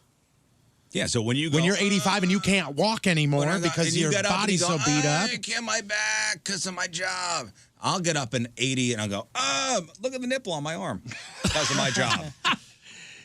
Really? Same thing, John. So radio has to have tattoos. No, I didn't say that. Well, But this it's a is job. but this is People. our job. Well, does bricklaying have to have, 2 Bricks, knees replaced? 2 knees replaced and a hip replaced? Well, that's just called wearing down. That's what this is. I wore down. We wore down King I'm Scott sorry, and got a tattoo. I just won't see a comparison to the two. No No way. For once, your son's got a good analogy. What the hell is Thank that you, all Tony. about? Whatever, man. Thank you, Tony. What do you need from him today? Huh? I don't need anything. Uh-huh. Next email, Jeff. A couple of tip emails here. Hey, boys. Hey, there are 2 guys that I served with, both from Wisconsin, who, in all caps, do not tip. The last 10 years, I've been tipping extra in order to cover their portion because it's embarrassing, number one. And in lots of cases, the servers have to tip out the bartender on total sales. So if you don't get a tip, then you're losing money. So they'll go to a restaurant and literally cross just out the tip line? Guess so. I have mentioned this to them and told them that it's not right, etc., but they just don't care. It's 100% not right. Neither do their wives. Because as it stands right now, you could pay a server like $2.50 an hour as their flat hourly rate because they make it up on tips. Right. Yeah. They make up the rest on tips. That's rotten. Yeah. I think this is shines a light on all of Wisconsin, probably. Now, you were at the ball game yesterday. Yes. Did you buy anything at the concession stands? We were up in the Bud Light deck. Yeah. So there were bartenders and there were. So you there was didn't no have to go- hats You didn't or have to go anything? to the concession stands then. No. Okay. But I mean, But there was a just bar curious that you had to go to and order a drink. Yeah. But I was just curious if, because what I do is you go there, order, and they have a screen now. Yeah. That they fill out and they flip it over Mm-hmm. that if you want to give them a tip and you press 0, 15%. I was just curious would would you hit zero? Or I would hit you 20. get- I hit 20% every time. 20%. 20% 20 every time. I just, with the screen business now, if it's like, It's just no, you ain't easier. really doing nothing. Listen, it's so smart because it makes it hard to say no now. Yeah. Oh, I know Because you that. have to physically put the zero. I forgot. Take your finger and put zero. I forgot that it was cashless, and I went to the game on Tuesday night, and I pulled out a bunch of money before I went to the game. I went to the ATM and pulled out cash because I was like, I'm gonna have to tip. I'm gonna buy things at the little kiosk. And then I walked up there, and he was like, "Oh, it'll be, I think I bought my lady a frozen margarita. I think it was like, it'd be $16." And I pulled out a 20, and I went to hand it to him. He's like, cashless, and I was like, oh. What a waste! Now I got this money. Okay, all right. And then I had to do the card thing. $16 for a frozen margarita. It was really cold. I go, you better drink all that. It was She did. She did drink all that. You better drink all that. When we go to a ball game, we have to go to the bar first before we go to our seats, and she has to have her margarita. That's $12.50. And I have you better drink all that. Yeah, and she does, and it's a souvenir cup. You get to take it Oh, home. it looks like Fred Bird's head. Dude, if you go to the game right now, and you would walk up to one of the kiosks and you would buy one of the Bud Lights, they're in the 24-ounce can, that's $18. Oh, I know. Yeah, and you know what? When I buy that, I go, I better drink all this. I bet you do. Those big cans, I hate them. I won't. I Hate have them. a bottle. You know why? Because by the time I make it through, it's warm. Yeah. That's Maybe all I you can think shouldn't of be when such I'm- a wuss and start drinking like a man. Damn it! Shotgun the You know beer. what? You I want a did feel nipple with sorry that? for. They actually did have a vendor come around the bleachers with us, and the poor guy has to do credit cards now. Oh, it sucks. Instead of just giving you money, and the guy and he's getting screwed on this because before it was cash, keep it. Now they give you a card. Where's he going to get his tip from? Well, do they put the 20% on there, or you go, hey, throw an extra $2 on there? Who's going to do that? Majority. I mean, when you had a 20 and the bill was like $18, yeah, keep it. Right. But now it's like, No, you're right. I feel sorry for them, because they ain't going to make any money. Well, I bought 2 Bloody Marys yesterday, one for Jeff and myself. And I think it was, I think I wound up paying $24. Damn. And it was in a little plastic cup. Yeah, it was. It was a good Bloody It Mary. just, Good Bloody Mary. But You yeah. accept it because you know that's what it's going to be. But you think about it, you're like, are you kidding It was me? the little plastic, opaque. Yeah, like the plastic cup you would see at the water fountain in the corner. That's Yeah, you pull out of the sleeve. God, I didn't even think about that. And Christina just messaged. So that beer vendor, even let's say everybody still tips the exact same, but because it's a card, he's got to pay taxes on his tips now. Yeah, Uncle Sam wants his piece. Man, Oh, yeah. man. That's why, I mean, and I only saw, when I was there, looking through the stadium, 5 vendors in the entire stadium. I mean, nobody came down our aisle until the 6th inning. That's when somebody finally came. Get up now. You got to get up and walk for your beer, John. Sorry, I know that. stretch those legs out. Next, There's another one on tipping here. Let's see. So we were delayed for 2 hours today on our flight to Florida. So everybody's just, I guess, sitting in the plane or waiting for it to get on the plane, one of the two. When we finally got on the plane, I asked the flight attendant if she got a nap, since now it's 9 p.m. And she said, quote, "No, I played games on my phone and ate junk food. I guess I should have, though. I only make $2 an hour when we're delayed." So she says, a total of $4 during those 2 hours. You could see that she was very frustrated. It made me think, should flight attendants be tipped? so they're not paid unless they're flying. They deal with a lot of stuff. And they are of service to everyone on the plane. They only get quote unquote real pay while the wheels are up. Flight attendant. I don't understand. I don't understand why you would ever tip a flight attendant. I never even thought about it. Well, I mean, it's if you think about it being a waiter or a waitress in the sky. They're paid per hour. A flight attendant earns on average of $18 to $28 per hour. However, he or she is only paid per actual flight hours. So when they're delayed, they don't get paid. That sucks. No way. Along with seniority comes better pay, and every year that a flight attendant remains on the job, he or she receives an increase in hourly rate. That is crazy. I thought they were salaried. That's what I thought. So. Yeah, you would think so. Yeah, but I get what you're saying there, and I think one of the reasons that I guess you can still tip them, but they're making on average 18 to 28. You said an hour, And then most servers out here make $2 an hour. Yeah, $2 an hour. So when they are on the air, they do make They're decent getting money. paid pretty nice. But it's only while they're in the air. While they're So in if the you're a 2-hour flight, they just made $36. While dealing with you monsters. Yeah. Huh. Good point. I never even thought about it. And I guess all that work that they're doing while we're sitting there pre and post flight, they're not getting paid for. Like with the checklist and all that stuff? Yeah, and like walking around and getting, putting supplies in things. You know how they walk up and down the aisle all the time and they're helping people put their But I'm luggage up. sure And, it's- hey, can you grab me a when pillow? When they say in the air, maybe it's when they're on the plane they start getting paid. She was in the plane for 2 hours and she said she made $2 an hour. Oh, man, I don't know. I mean, I bet it depends on airline, too. I mean, because they really don't start serving anything till you're up in the air. But they're already. working. They're bringing all that food and putting it in certain spots. And, oh, sir, can I help you with your luggage and put it up on I the thing? know. And you need a blanket. I mean, they're working. They're not just sitting there. Oh, it says here, most of the time they are considered hourly employees. They get paid when it comes to flight hours, which is the time between when a flight leaves the gate at its origin and arrives at the gate at its destination. Say that first part again?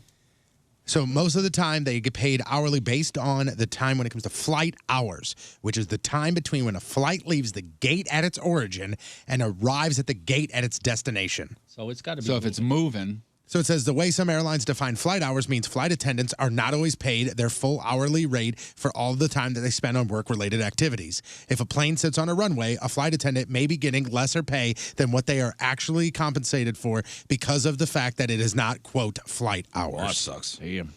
That sucks. So have you thought about, hey, man, being a flight attendant would be great? Yeah. See the world. So- Don't have enough money to look around. So on but- your trip to Vegas, make sure you flip a flight attendant a few dollars. Well, she's going to have to get rid of all my lobster shells. Yeah, I am bringing a tray of lobsters with The me. Rizzuto Show. Traffic and weather.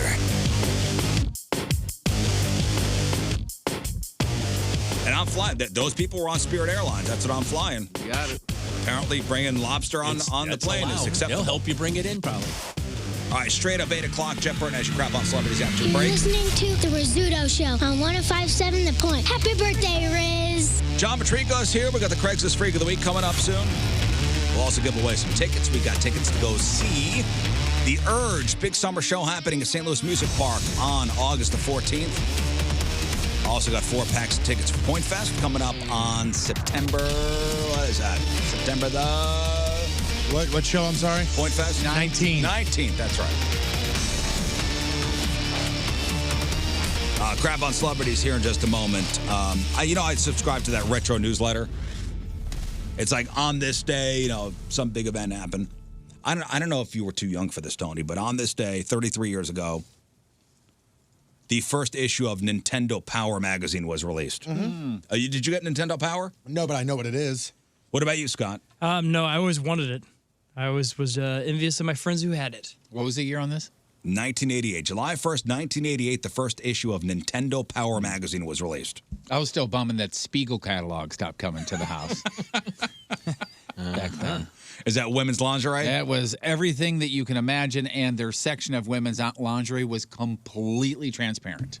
Oh, it's like And it was see-through stuff? It was just a thick catalog, glossy catalog that they sent to your house, like in the mail. And a guy like, say, somebody like my age-ish could go out to the mailbox and see it, and that's basically all you needed at that age. It was And that's crazy where it to me to started. think that. When do they stop sending out the Spiegel catalog? When I stopped missing school, I'm not sure. Well, here's what they write about the Nintendo Power magazine. As Nintendo was rapidly taking over the world in the late 80s, it wasn't a specific video game that accelerated its ascent. It was a magazine.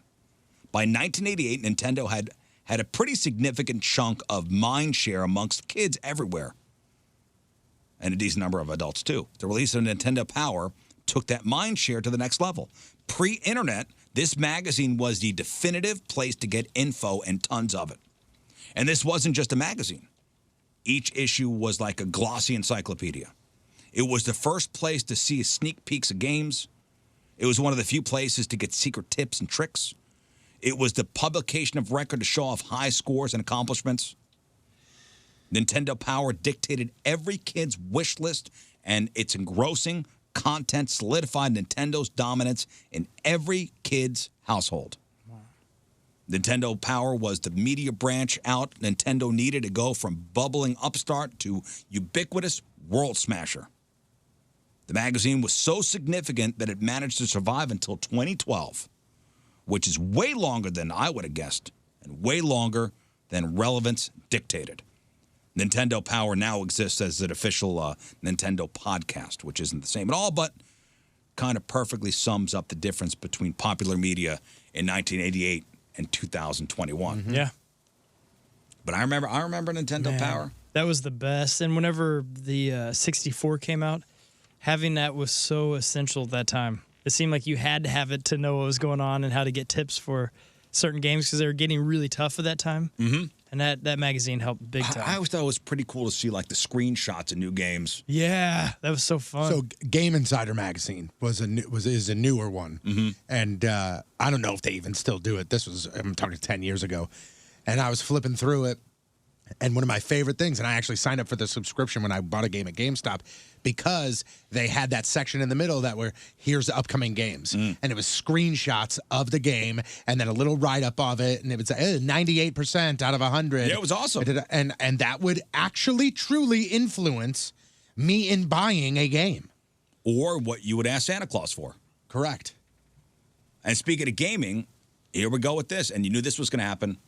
So right now, they're on your TV, they're on your YouTube, they're on your Twitch, they're Facebook, Instagram, and soon, TV-style commercials will be coming to your console games.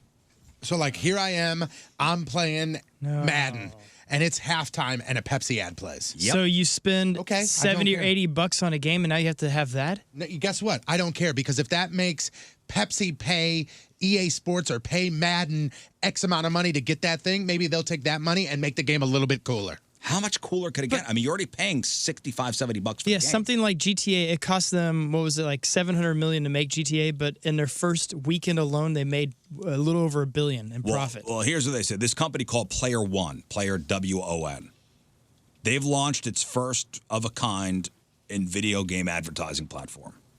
And here's how it'll work. Players can view ads while playing video games and can unlock rewards. Oh, okay. So this is what your phone already does. Yeah, this is the copy in the or phone. skins by watching commercials in their entirety. Zero problem with this. Hey, man, guess what? Congratulations. You just found a treasure chest in Fortnite. And inside that treasure chest could be a brand new hat or a limited edition weapon. Would you like to watch the ad for the reward? Yes. EA Sports is already signed on. Yeah, there's no issue with this. Okay, EA Sports, this is how they would do it. Okay, with NBA. They have that ultimate team thing where you buy cards and you collect players and you build the dream team. You can unlock Magic Johnson if you watch this Mountain Dew commercial. Would you like to? Yes. There you go. It's for free. Done. And developers like this Player One, they're going to cash in because they're saying so many young players are quote-unquote cord cutters and unreachable by traditional advertising means. Like young kids don't watch TV. Nope. So how is Patrico Masonry going to reach these kids? They're going to integrate your commercials into their video games. Sneaky, aren't they? Sneaky bastards. Taking it where the audience That's is. coming. But that's good news. I mean, that means the price of the games are going to go down drastically. Absolutely So not. much Still the same price. I don't think, Scott. I can't wait for movies to start doing this. Hey, do you want to see the end of this movie? Just watch this ad. Still the same price. All right, today's July 1st. Back in the day, 58 years ago, 1963, the U.S. Post Office began using 5-digit zip codes. So 1963. I can't imagine a world